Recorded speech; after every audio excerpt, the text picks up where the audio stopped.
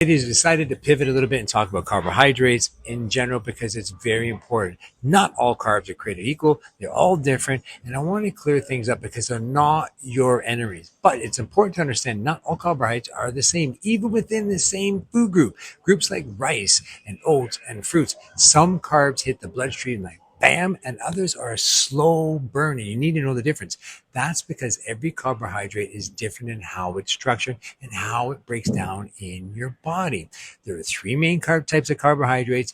Each one impacts your hormones, your energy, and your metabolism differently. Now, let's look at simple carbohydrates, which break down quickly. You don't have a lot of time to use it, and they're fast burns. These are short chain carbohydrates that break down and spike those sugars and spike the insulin, which gives you short bursts of energy, a really short window to use the carbohydrates, followed by a crash. Examples, and you already know what the examples are: table sugar, white breads and pastas and fruit and pastries and all that other crap. Even foods that are healthy like instant oatmeal or white rice behave like simple carbohydrates because they've been processed and stripped of their fiber.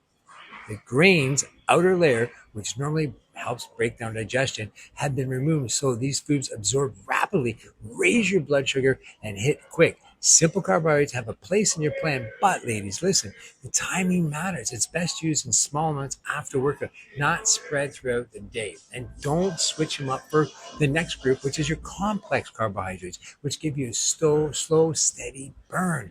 They're the primary energy source of your body. They're longer chain sugar molecules and they take longer to break down, which means a slow release of glucose and a steady energy curve. These carbs are the preferred source of long-term energy, right? And now, not all complex carbohydrates are the same. Processing, cooking, the cooking method, the fiber content, all affect on how your body responds to it, right? For example, steel cut oats digest slowly, while instant oats digest quickly. Basmati rice digest slowly.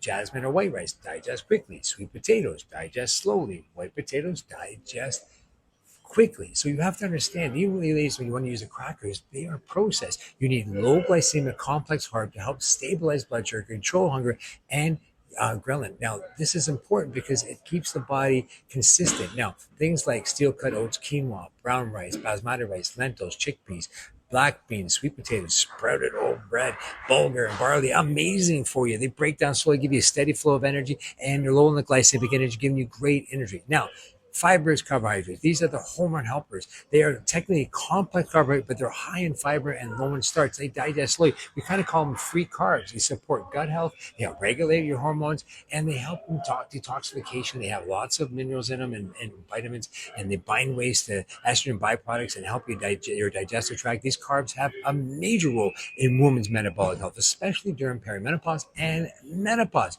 They lower cholesterol. They keep digestion steady. Examples are broccoli, spinach, and kale, cauliflower, zucchini, and cucumber, asparagus, cabbage, apples, pears.